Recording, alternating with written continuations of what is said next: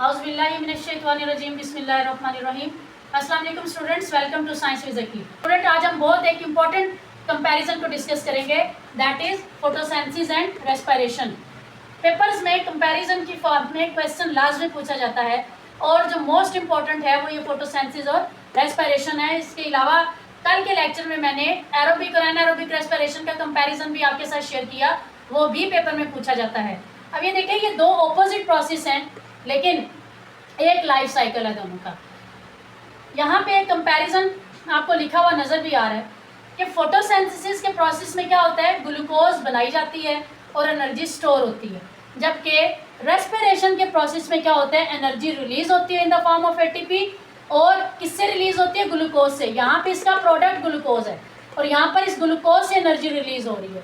Photosynthesis के process को carry out करने के लिए लाइट एनर्जी की ज़रूरत होती है जो कि क्लोरोफिल एब्जॉर्ब करते हैं, जबकि रेस्पिरेशन के प्रोसेस में एनर्जी रिलीज होती है in the form of ATP. Photosynthesis के प्रोसेस में जो हमारे पास रॉ मटेरियल हैं वो कौन कौन से हैं? Carbon dioxide and water.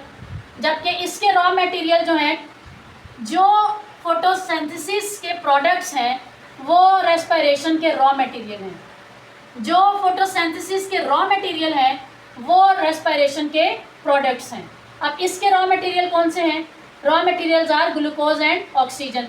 इसका प्रोसेस हो जाने के बाद इसके जो मेन प्रोडक्ट्स हैं वो कौन से हैं? Glucose and oxygen. और जो इसके मेन प्रोडक्ट्स हैं वो कौन से हैं? Carbon dioxide, water and ATP, energy.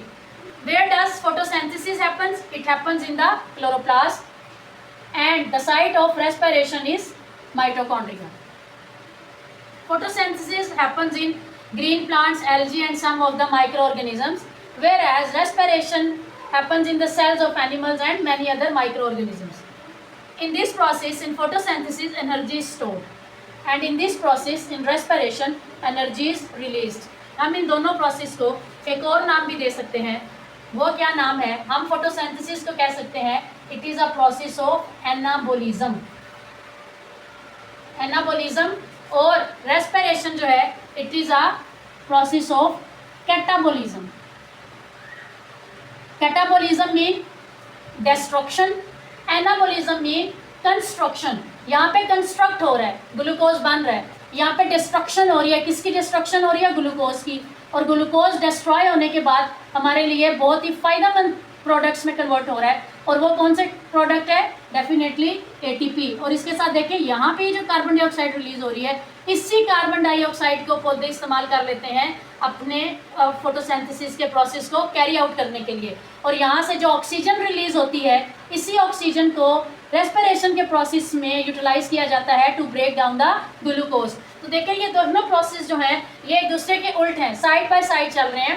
यहाँ पे फोटोसिंथेसिस और रेस्पिरेशन के कंपैरिजन के साथ साथ आपको एक और टर्मिनोलॉजी मिल गई, that is anabolism and catabolism. These both types relate to the process of metabolism. Metabolism की ये दो टाइप्स हैं, एनाबोलिज्म एंड कैटाबोलिज्म।